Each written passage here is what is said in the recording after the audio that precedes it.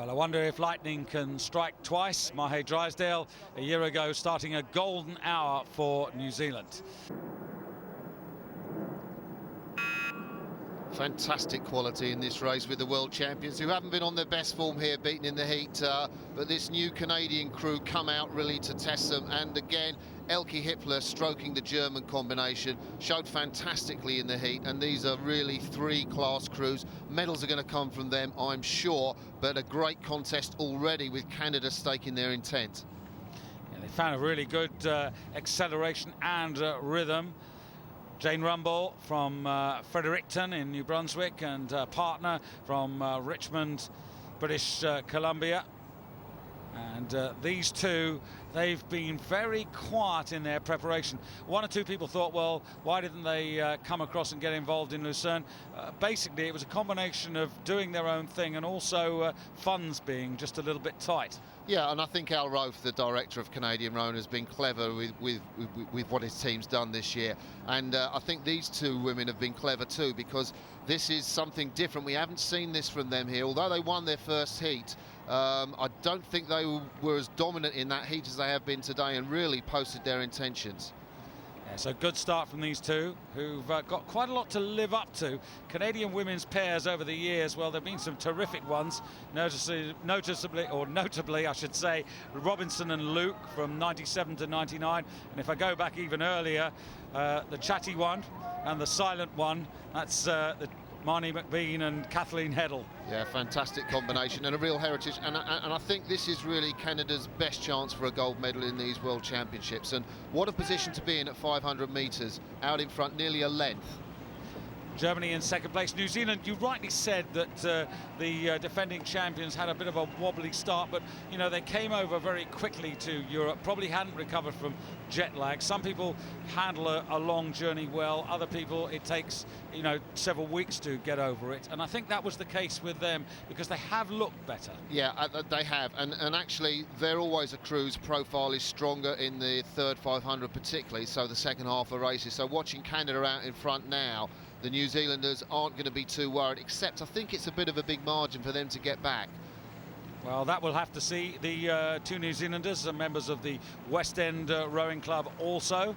But you can see Germany at the moment still in the silver medal position as we go into the final stages of this second quarter. 1:38.73, the opening quarter for these two Canadians. Yeah, it's a great time, and again, not to stress the point, I mean, these are two fantastic pairs they're up against. The New Zealanders, they're very interesting. They train with the New Zealand women's double, of course, world champions too. We've got them to come. But what happened, the New Zealand women's double put a bungee on their boat to slow it down, so they're a similar speed to the pair. And you've got these two smashing each other up down Lake Capiro in North Ireland. So they're very, very well practiced against good opposition. Yeah, and indeed an opportunity to say congratulations to New Zealand for winning the right to host the 2010 Rowing World Championships. I know that's a little way away, but already Martin and myself are looking forward to that trip. Absolutely, but I'm looking forward to seeing the second 1,000 here. It's been a fantastic race so far, and really interesting the way the Germans have tried to challenge the Canadians. And I think that they really would have wanted to have got their bows much closer coming through 1,000 metres. So basically, Canada has rowed exceptionally well. Elke Hippler, I would have taken her stroking the German pair to have been a little closer if she's going to challenge for gold medal. And now the question mark, can these New Zealanders put in this big, big third 500 metres to get in contention? Canada are in the right place. They can look at the challenges. The other boat that we haven't really mentioned, Martin, America, Megan Cook and Anna Mickelson, both out of the West Coast, Los Gatos and Seattle. And as I said, they were winners in Lucerne.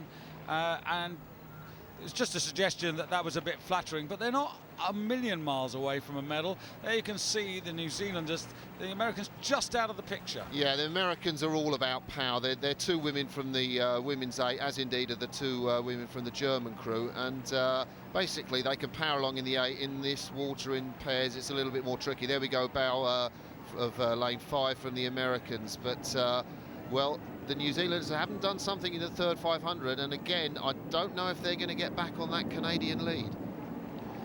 Yeah, the Germans actually were quickest through the second quarter, 1:44.21, and New Zealand are going to have to really move, and I think they're just beginning to realise now that they can't hang about any longer. If they want to make silver medal, they've really got to start to dominate the Germans, because the Germans seem to have this one pace. They're not making any impression at the moment on the Canadians. Yeah, well, it's just a fantastically dynamic performance from Canada, and again they're out in front. You see the splashes on the water. That's what makes it so difficult for the Kiwis to get back. But a little look earlier from Juliette Haig, the bow woman in the Kiwi boat. Really, they've got to start to dominate now. They haven't had their great third quarter, so now it's all down to the sprint in the last 250 metres.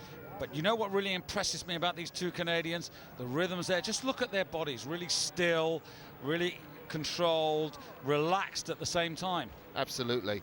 I think a lot of credit again to Al Roth, the technical director of Canadian rowing, in getting these women to a great standard. Al Morrow, of course, fantastic Canadian pairs coach. He's done a lot of work too. But Elke Hippler, well, she's now under pressure. The stroke of the German pairs under pressure. And this is a great burst coming from Nikki Coles and Juliette Haig from New Zealand. Yeah, the angle is a little bit deceptive, because the New Zealanders are getting there little by little. They've still got work to do, and they are getting a touch closer to the Canadians. But for me, the Canadians, as you can see in these tailwind conditions from the flags on the far side, very much in control, and they're going for it again. They want to do this not only by a length, they want to do this in real style, and Jane Rumble and Darcy Marquardt are opening up again. They're the Americans you just saw going through in foreground, but they're about a length out of the medals at the moment. And the New Zealanders really accelerating. Yeah, they've just gone there. They've just realised they've got to do something absolutely special if they're going to catch Hippler. And I think at the moment they're just coming through, and they've got the edge. Yes, they've got the edge as they come through into the last 7 strokes now. It's Canada. It's been Canada all the way. Jane Rumble and Darcy Marquardt. That's a fantastic performance. And they come to the line by just about a length. They take the gold medal from New Zealand, the defending champions. That's their best of the season. Germany take the bronze with a closing American duo in 4th place. So Canada all the way, New Zealand delivering their best of the season to take silver, and Germany battling through that last quarter.